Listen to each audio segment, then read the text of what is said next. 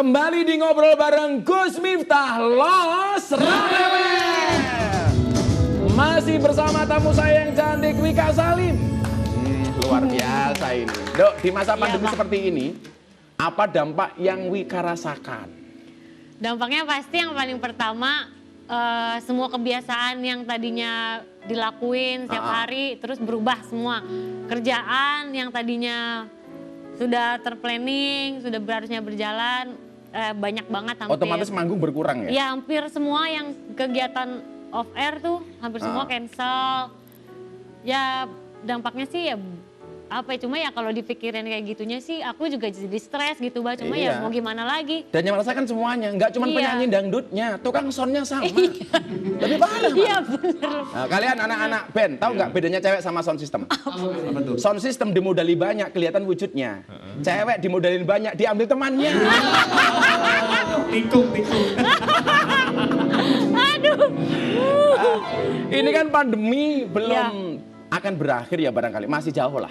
Walaupun kita sama-sama berdoa supaya selesai. Amin. Bagaimana melewati pandemi ini, Dok?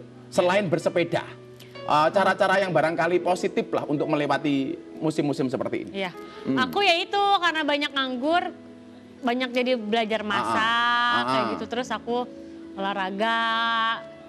Ya isinya sama yang kira-kira bisa bikin aku nggak bosan sama yang bisa bikin aku jadi lebih sehat gitu sih. Oh iya kan? Karena juga harus menjaga imun kan? Iya. Makanya sekarang tausiah Gus satu lagi, imun dan iman. Nah, makanya kapan-kapan nanti Wika kita bikin pengajian ya. Iya, Nah, siap. kalian nggak diajak, sorry ya. Ya. Perjalanan hidup Wika kan memang luar biasa, banyak lika-likunya. Walaupun sebenarnya lika-likunya cuma dua sih, ke kanan dan ke kiri kan. Iya. Perjuangan apa yang paling disyukuri Dok, oleh Wika? Yang paling disyukuri waktu aku ikut audisi waktu itu sama mama aku, itu aku menurut aku itu adalah salah satu ya. Oh, dulu jembatan awalnya ikut buat audisi aku. ya? Iya, itu tahun 2008 ya, itu yang paling aku syukuri adalah ya akhirnya aku berani untuk berjuang sama orang tua aku untuk untuk hidup aku yang lebih baik, untuk keluarga aku yang lebih baik. Mungkin kalau aku dulu nggak ikut audisi, ya aku bisa jadi mungkin nggak seperti ini gitu, Bang, nggak bisa bantu keluarga. Tapi alhamdulillah dengan aku memulai keberanian untuk aku ikut audisi sama orang tua aku, ya alhamdulillah semua jadi lebih baik. Ini luar biasa. Gus Miftah selalu mengatakan apa? Ketika ada orang mengatakan mimpimu terlalu besar, katakan kepada mereka, bukan mimpi kami yang terlalu besar, tapi pikiran kalian yang terlalu kecil.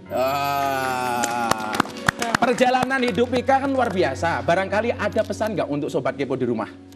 Aduh, kalau pesan aku ya paling ini aja sih, sharing aja buat teman-teman yang lagi berusaha, yang lagi mengejar mimpi.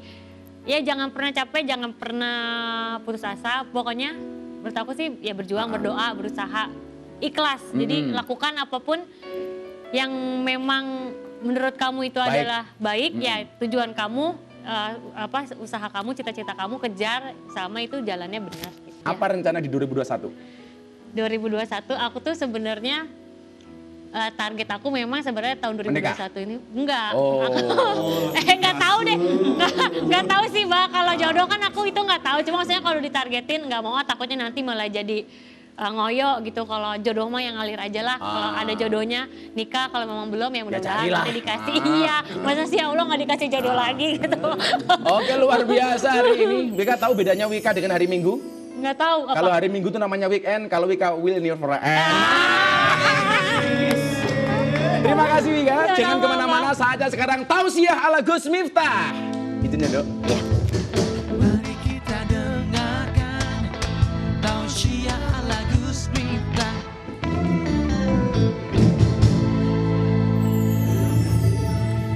Tausiah ala Gus Miftah kali ini akan membahas apa yang pernah Wika Salim merasakan. Bagaimana perjuangan hidupnya dan bagaimana kemudian setelah dia mendapatkan menjadi hamba yang bersyukur. Allah Subhanahu wa taala berfirman, "Innallaha la yughayyiru ma bi anfusihim, innallaha la yughayyiru ma biqaumin hatta yughayyiru ma bi anfusihim." Sesungguhnya Allah tidak akan pernah merubah nasib sebuah kaum sehingga kaum tersebut merubah nasibnya sendiri. Saya masih ingat betul dulu ketika saya harus tinggal di sebuah masjid. Karena waktu itu saya adalah seorang James Bond, jaga masjid dan kebun. Yang saat itu untuk tidur pun saya tidak punya kamar. Untuk makan pun saya kesulitan. Tapi saya meyakini ketika ada kemauan yang kuat di situ pasti ada jalan. Toh kemudian dikatakan idza shadaqal azmu wa duhasabil, ketika ada niat yang baik pasti Allah akan kasih jalan. Maka saat itu saya berusaha dengan keras. Setiap kali makan apa adanya saya berdoa Allahumma barik lana. Dan saya katakan kepada Tuhan, ya Allah, hari ini memang saya nggak bisa makan, tapi satu saat saya harus bisa memberi makan orang. Ketika mau tidur saya berdoa, bismika Allahumma ahya wa bismika amut. Ya Allah, hari ini aku tidur pun gak bisa karena gak punya kasur, gak punya tempat tidur. Tapi saya meyakini satu saat nanti pasti saya akan bisa memberikan tempat tidur bagi orang lain. Dan alhamdulillah hari ini ada sekitar 200 santri saya di pondok pesantren. Semuanya gratis, semuanya free, makan minum termasuk belajar. Dan Sobat Kepo tahu? Santri itu kalau makan, ya Allah, Gunung Merapi pindah ke piring. Saking banyaknya. Tapi saya meyakini bahwa kemudian ini bisa terjadi kenapa? Karena adanya keyakinan. Karena adanya ikhtiar. Karena adanya niat untuk merubah. Sebagaimana Wika Salim ketika kemudian dia mengikuti audisi untuk merubah jalan hidupnya.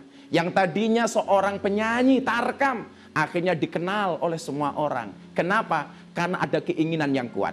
Maka disitulah kemudian kita dilarang untuk berputus asa. Walatai asumi rauhillah. Janganlah kamu berputus asa dari rahmatnya Allah. Kenapa? Karena Allah sayang dengan kita. Yakinlah dengan 3 perkara. Yakinlah kepada 3 perkara. Yang pertama, tiada yang lebih sayang kepada kita selain Allah. Maka ketika kamu punya masalah, curhatlah sama Allah. Jangan curhat di medsos, apalagi di status WA. Kan?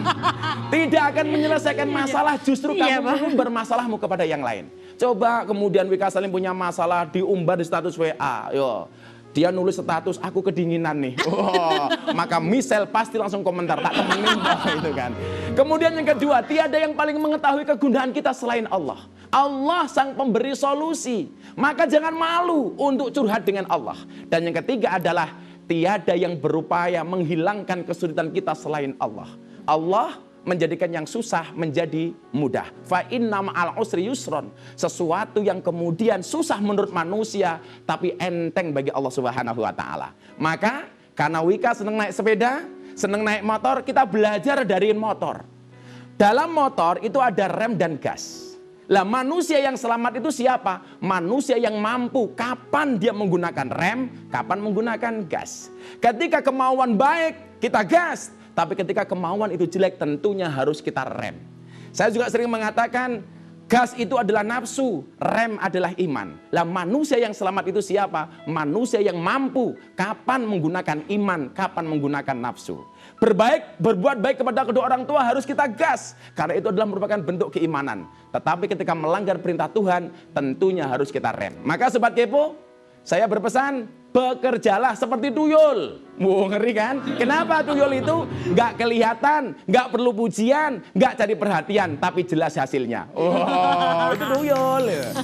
Maka barangkali sebagai insan beriman, Gus Miftah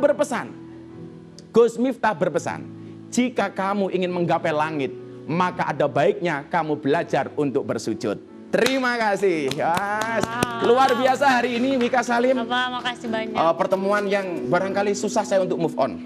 Wika Salim tahu kenapa move on itu berat? Kenapa? Karena dari SD sampai kuliah yang dipelajari hanya mengingat dan menghafal, bukan melupakan. Terima kasih Wika Salim sudah hadir di studio. Terima kasih Sobat Kepo. Saksikan terus Ngobrol Bareng Gus Miftah setiap Jumat jam 8 malam. Dengan bintang tamu lainnya yang istimewa hanya di iNews. Los Rarawe.